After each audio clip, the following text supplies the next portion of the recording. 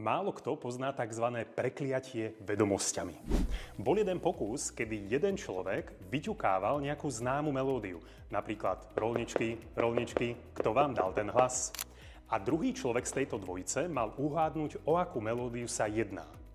Ľudia, ktorí vyťukávali v dvojiciach túto melódiu, predpokladali, že polovicu z nich druhá strana spozná, čiže zo 120 melódií spoznajú zhruba 60.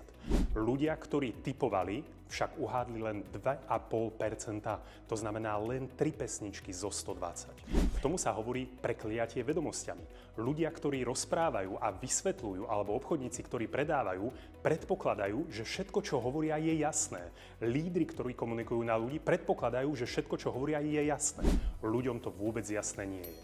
A ako môže niekto kúpiť produkt, ktorému nerozumie? Paradoxne, čím obchodník pozná lepšie produkt a pozná lepšie trh a firmu, tým menej dokáže predávať, pretože môže byť nezrozumiteľný. Takže ten tip, ktorý si z tohto môžete odniesť, extrémne zjednodušte svoju komunikáciu. Veci, ktoré vám pripadajú totálne jasné, pre druhú stranu môžu byť nezrozumiteľné. A ľudia sa málo kedy priznajú, že niečomu nerozumujú.